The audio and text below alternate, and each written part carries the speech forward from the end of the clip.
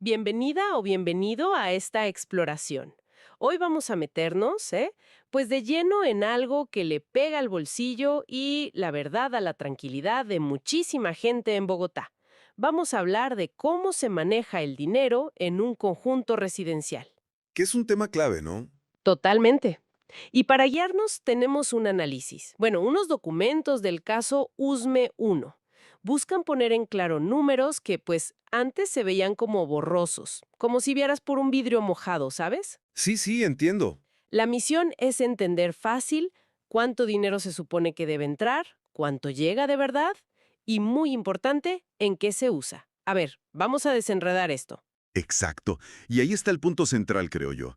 La claridad financiera, la transparencia, es básica para que la gente pueda convivir en esto que llamamos propiedad horizontal. Que suena técnico, pero explícalo fácil. ¿Qué es eso de propiedad horizontal? Pues, mira, es sencillo. Cuando vives en un edificio o en un conjunto de casas, eres dueño de tu apartamento, ¿no? De tu casa. Claro. Pero también eres dueño, junto con todos tus vecinos, de un pedacito de las cosas comunes. Los pasillos, el jardín, si hay salón comunal, la alberca, la caseta del vigilante, todo eso. O sea, lo que usamos todos. Eso mero. Y para mantener todo eso bonito y funcionando, pues todos tienen que poner una lana, una cuota mensual. La famosa cuota de administración. Ajá.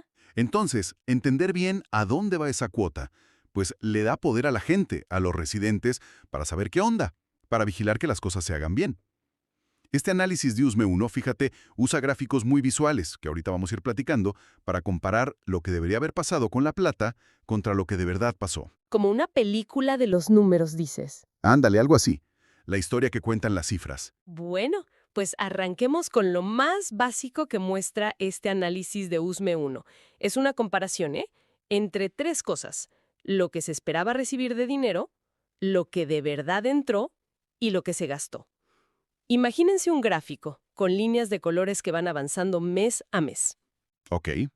Primero una línea, digamos, verde. Son los ingresos esperados, o Ujú. sea, la meta. Lo que el conjunto tendría que juntar cada mes si todos, absolutamente todos los dueños, pagaran su cuota a tiempo. El mundo ideal, digamos. Jaja, sí, el ideal. Para este caso, USME 1, el análisis dice que la meta era constante: 34.8 millones de pesos colombianos. Cada mes. Ese era el presupuesto perfecto. Luego podemos pensar en otra línea, una azul. Estos son los ingresos reales, o sea, lo que de veras entró a la cuenta del banco del conjunto cada mes. Ah, aquí ya no es lo ideal, es lo que fue.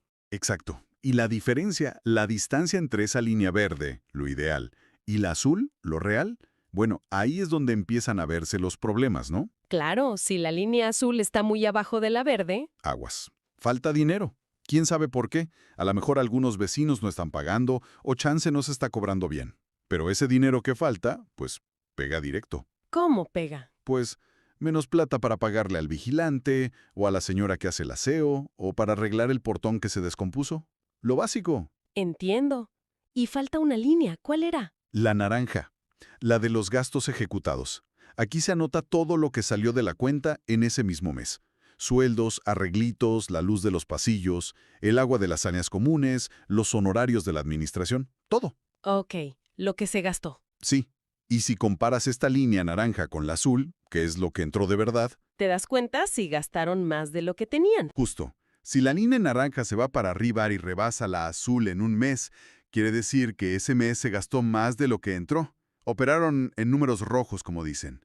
Se gastó una plata que, pues, no había llegado. ¡Qué complicado!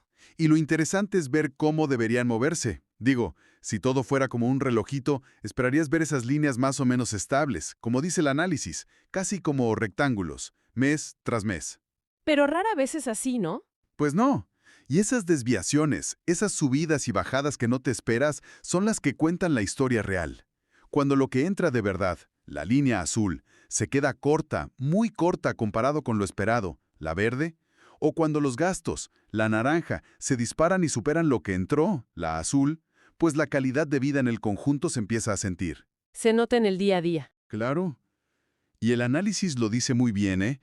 Su objetivo no es andar buscando culpables así nomás, sino ayudar a ver con claridad lo que las cifras nos cuentan. Es como una herramienta para entender qué pasa, no para acusar sin saber. Ok, eso queda claro. Ahora, hay otro punto que el análisis toca y que parece súper importante, la deuda. Lo que deben los propietarios. Le llaman cartera, ¿no? Exacto, la cartera. Y hay otro gráfico que ayuda a entenderla. Compara dos cosas, patrimonio y cartera. A ver, ¿cómo es eso? Imagina ahora como áreas de color que van creciendo con el tiempo. Un área azul, vamos a decir, que es el patrimonio. Es todo el dinero que sí se ha logrado juntar de las cuotas de administración desde que empezó todo. La lana que sí entró y que está, o bueno, debería estar guardada en la cuenta del conjunto. Ok, lo que sí se pagó y se acumuló. Ajá. Y pegada a esa área azul, o a veces encima, un área roja. La cartera. Esa es toda la lana que los propietarios todavía deben. Es el dinero que se suponía que iba a entrar, según el presupuesto. Si sumas el área azul y la roja, te da el total esperado, pero que nomás no ha llegado. O sea, la deuda pendiente. Eso, ver que esa área roja crece y crece mes con mes, es como una radiografía fea. Muestra que muchos no están cumpliendo con su parte del trato para mantener las cosas comunes. ¿Y qué tan grave es que esa cartera, esa área roja, se haga muy grande? Uf, gravísimo. De verdad, porque es dinero que la administración ya contaba para pagar las cuentas, ¿sabes? La vigilancia, el aseo, los servicios de las áreas comunes, cosas que ya estaban planeadas. Pero ¡pum! El dinero no está. Es un hoyo en las finanzas. ¿Y este análisis de USME 1 da números? Sí, y son números que la verdad prenden las alarmas. Calculando hasta finales de 2024 o por ahí de principios de 2025, se esperaba haber juntado en total, desde el inicio, unos 765.6 millones de pesos. Una buena lana. Muchísima. Pero ojo, la cartera pendiente, o sea, lo que todavía se debía en ese momento, sumaba 420.2 millones de pesos. No puede ser. Más de la mitad. ¿Más de la mitad? Haz cuentas. Más de la mitad del dinero que se esperaba tener, pues simplemente nunca llegó a la cuenta. Imagínate el problemón. Es una cantidad brutal. Eso debe explicar por qué a veces no alcanza ni para lo más básico, me imagino. Pero a ver, si faltaba tanta lana, ¿cómo seguía funcionando el conjunto? ¿De dónde salía? Bueno, ahí es donde las cifras, como dices, se ponen más enredadas. Porque sí entró dinero. Los ingresos reales acumulados sumaron 345.4 millones y los gastos que sí se reportaron fueron 294.1. O sea, entró más de lo que se gastó, según eso. En teoría sí. Según esos números, debería quedar un saldo en la cuenta, como un colchoncito, de unos 51.3 millones. Pero, y aquí viene el gran pero, A ver. el análisis encontró algo más que preocupa. Revisaron 242 movimientos de dinero, y casi la mitad, un 46.69%, tenían alertas. Alertas. ¿Qué significa eso? Pues transacciones que se veían raras, que no tenían un soporte claro, una factura, un porqué, o que simplemente no cuadraban con lo demás. Movimientos sospechosos, digamos. Órale. O sea, no solo faltaba dinero por la deuda, sino que el manejo del que sí entraba también tenía focos rojos. Exactamente. El panorama se complica. ¿Y se sabe quién debe la mayor parte de esos 420 millones de cartera? Digo, ¿son muchos vecinos con deudas chiquitas o...? Fíjate que aquí la historia se pone muy particular. El análisis de USME 1 dice que la rebanada más grande de ese pastel de deuda, casi el 60%, bueno, para ser exactos, el 58.3% en septiembre de 2024, Ujú. correspondía a un solo propietario, ¿Uno solo? ¿Quién? la constructora, la empresa Neliconar, o su representante legal que figura como Cristian Ovalle. Ellos debían la mayor parte. ¡Wow! ¿Y el resto? El resto, el otro 41.7%, era deuda de la gente que había comprado apartamentos nuevos, los nuevos propietarios. Entiendo. Pero a ver, ¿por qué la constructora debía tanto? ¿No se supone que ellos venden y ya? Bueno, es que ahí hay una letra chiquita como dicen. Según el análisis, la obligación de Neliconar, la constructora, de pagar la administración por los apartamentos que todavía no habían entregado o que no habían vendido, dependía de un par de cosas. ¿Cómo que? Primero, de la fecha exacta en que entregaban cada departamento. Y segundo, y esto es clave, dependía de que la mayoría de los otros propietarios, los que ya vivían ahí, estuvieran al día con sus pagos. A ver, ¿cómo? Si los vecinos no pagaban, la constructora tampoco tenía que pagar. Algo así. Si muchos vecinos dejaban de pagar, la constructora podía usar eso como argumento para decir que su obligación de pagar por los apartamentos vacíos también se veía afectada. Es una condición que, pues, puede hacer muy difícil cobrarles esa deuda. Se vuelve un círculo vicioso. Qué complicado. Y me imagino que eso genera tensión. Muchísima. Y para acabarla, el análisis menciona algo que pasa mucho, es muy humano. Dice que algunos propietarios, al ver que no había claridad en las cuentas o al sentir que las cosas no se estaban manejando bien, pues dejaron de pagar. Como una especie de protesta silenciosa. Y eso empeora todo, claro.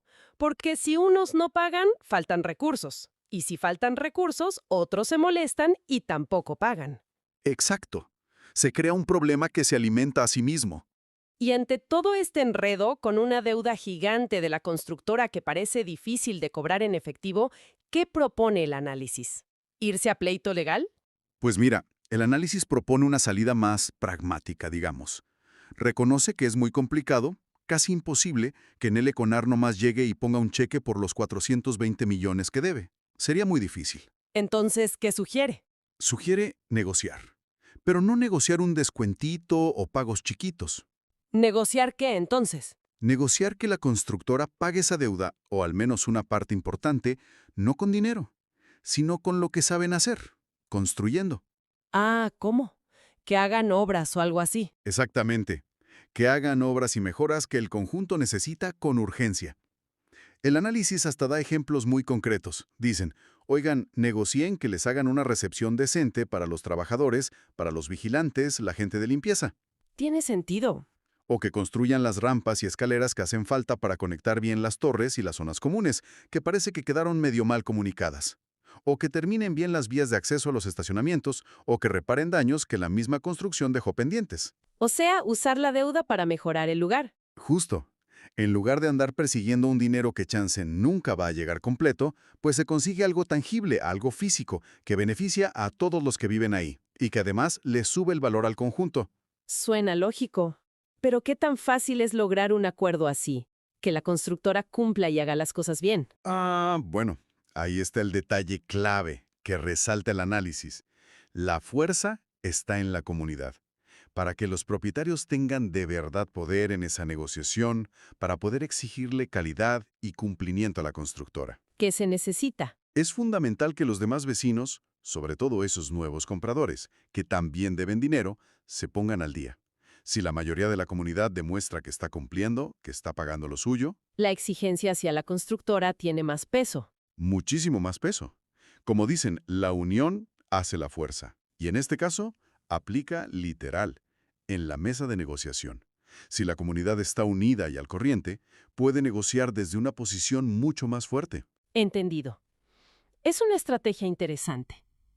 Ahora, para ver cómo la foto completa, pero a largo plazo, el análisis usa otro gráfico, creo que es el número 8. Ajá. Este muestra cómo se van acumulando los ingresos totales y los gastos totales desde el inicio. De nuevo, podemos pensar en dos áreas de color que van creciendo con el tiempo. Un área azul, que son los ingresos acumulados. Todo el dinero que ha entrado al conjunto, sumado mes tras mes desde el día 1. Y un área naranja, que son los gastos acumulados. Todo lo que se ha gastado también sumado poquito a poquito, mes a mes. ¿Y qué te dice ver esas dos áreas juntas? Pues te da la visión macro, la película completa de la salud financiera del conjunto. De un solo vistazo ves si, en toda su historia, el conjunto ha operado con más ingresos que gastos. Eso sería un superávit. El área azul estaría por encima de la naranja. ¿O al revés? O al revés, si ha gastado más de lo que le ha entrado en total. Eso es un déficit. Y verías el área naranja comiéndose al azul. Te dice si financieramente van bien o mal en el largo plazo. Ok, la visión general. Y mencionabas otro gráfico, el último, clave, el 9. Sí, el 9. Ese le sigue la pista a algo muy concreto. El saldo en cuenta. Es como una línea morada, dice el análisis, que sube y baja cada mes. ¿Y qué es ese saldo? En teoría debería ser muy simple. Es la resta entre todo lo que ha entrado, el área azul del gráfico anterior, y todo lo que ha salido, el área naranja. O sea, la lana que debería estar físicamente en la cuenta del banco del conjunto en cada momento. Lo que queda después de pagar todo. Exacto. Pero aquí el análisis subraya una señal de alerta muy importante. Si este saldo en cuenta, esta línea morada, de repente da brincos raros, sube o baja de forma que no te explicas con los ingresos y gastos que sí están reportados, Algo anda mal. algo anda muy mal. Podría ser que hay movimientos de dinero, entradas o salidas, que no se están anotando en los libros, o errores graves de contabilidad, o en el peor de los casos, pues, un manejo descuidado o hasta indebido de la plata del conjunto. Y pasó eso en USME 1. Hubo brincos raros. Pues el análisis menciona periodos donde este saldo que se reportaba llegó a ser negativo. ¿Negativo? ¿Cómo es posible tener saldo negativo en una cuenta? Exacto, es ilógico. Significaría que según las cifras oficiales que tenían, el conjunto gastó dinero que físicamente no existía en la cuenta. Es una señal de alarma fuertísima sobre el control financiero. Uf, qué fuerte todo esto. Y frente a todo este panorama de deudas, alertas, saldos raros, la gente, los vecinos, ¿se quedaron nomás mirando? De hecho, el análisis cierra con una parte muy potente, que es como un grito de los mismos propietarios. La titularon "No más silencio, no más gastos ocultos". Suena directo. Y lo es. La comunidad de USME 1 dice, ya basta. Lo ponen en negro sobre blanco, ¿eh? No pagamos administración para financiar almuerzos en restaurantes, ni onces, ni cafés de reunión. Así de claro. O sea que su dinero no es para gastos personales de nadie. Exacto. Recalcan que su dinero es para mantener y mejorar el lugar donde viven, su casa, su hogar, no para privilegios ni movimientos sin control de quien esté administrando o en el consejo de administración. Es una exigencia de respeto, ¿no? Por su esfuerzo y por su plata. Totalmente. Y exigen algo que suena muy básico, muy de sentido común, que cada peso que salga de la cuenta común, tenga una factura que lo respalde. Y una razón clara, que esté relacionada con el conjunto. Que se justifique cada gasto. Ajá. Piden acabar de una vez por todas con eso de manejar dinero en efectivo y también con esos retiros mensuales que a veces se hacen de la cuenta y que luego nadie sabe bien a dónde fue a parar esa lana. ¿Y cuál es la propuesta? ¿Cómo controlar eso? La propuesta es simple, pero contundente. Que todos los pagos, absolutamente todos, se hagan desde la cuenta bancaria del conjunto, ya sea por transferencia electrónica o con una tarjeta empresarial del conjunto. ¿Para qué? ¿Cuál es la ventaja? Pues para que quede un rastro, una huella imborrable de cada movimiento. Ah, claro. Para poder seguirle la pista al dinero, básicamente. Saber de dónde a dónde fue. Exactamente. Quieren poder saber quién autorizó cada gasto, cuándo se hizo y sobre todo por qué se usó el dinero que es de todos. El documento termina con frases que de verdad pegan fuerte. Dicen, este conjunto no es un botín, es nuestro hogar. De sus casas y de las áreas comunes exigen claridad, exigen que les rindan cuentas. Y esto que mencionas, la rendición de cuentas, nos lleva al corazón de cómo funciona vivir en comunidad bajo este esquema de propiedad horizontal, ¿no? Totalmente. Es la base. Quienes viven en un conjunto no son simples inquilinos que pagan una renta y se desentienden. Son copropietarios, tienen derechos. Y uno de los más fundamentales es saber qué pasa con la plata que ellos mismos aportan cada mes. No es un favor que les hacen al informarles. No es un capricho de vecinos molestos. Es la base para prevenir que haya malos manejos, para evitar la tentación y para construir confianza entre los vecinos y quienes administran. Sin eso, la convivencia se truena. Entonces, si tuviéramos que resumir qué nos deja toda esta revisión del caso USME, más allá de los problemas específicos de ese lugar. Pues mira, yo creo que nos muestra de forma muy clara lo importantísimo que es la claridad financiera. En cualquier lugar donde se compartan gastos, ya sea un edificio chiquito o un conjunto enorme. Y no necesitas ser un experto en finanzas, ¿verdad? No, para nada. No hace falta ser contador ni financiero para entender lo básico. ¿De dónde viene el dinero y a dónde se va? Punto. Y tener esa información clara, ¿qué permite? Cambia todo. Permite a los vecinos hacer preguntas con fundamento en las asambleas. Permite pedir los soportes de un gasto que se ve raro. Permite entender por qué suben las cuotas o por qué no se arregla el elevador. Te da herramientas para participar. Exacto. Permite exigir que ese espejo empañado del que hablaba el análisis al principio se limpie de una vez y que las cuentas sean transparentes, claras como el agua. Ok, creo que sí hemos logrado desenredar bastante hoy. Pasamos de ver números confusos a entender una historia más clara de ingresos, de gastos, de deudas enormes y sobre todo de una comunidad luchando por la transparencia en USME 1. Sí, fue un buen recorrido por esas cifras. Y quizá para cerrar nos quede una reflexión, ¿no? Este análisis de USME 1 usó datos, números, para intentar pasar de la confusión a la claridad, de ver borroso a tener una visión más nítida. Ajá. Pensando en la propia experiencia, en el edificio o en el conjunto donde cada quien vive. ¿Habrá por ahí algún aspecto de las finanzas comunes que se sienta medio opaco? ¿Alguna cuenta, algún gasto que se repite y no se entiende bien? ¿Alguna decisión de la administración que genere dudas? Es una buena pregunta para hacerse. Y más allá de solo quejarse, ¿cuál podría ser un primer pasito, aunque sea chiquito, para buscar un poco más de esa claridad? A lo mejor es algo tan simple como animarse a preguntar en la próxima asamblea, o pedir ver el soporte de un gasto, o simplemente platicar con otros vecinos para ver si entienden lo mismo. La transparencia muchas veces empieza con una pregunta, ¿no crees? Totalmente de acuerdo. Una pregunta puede ser el inicio de un gran cambio.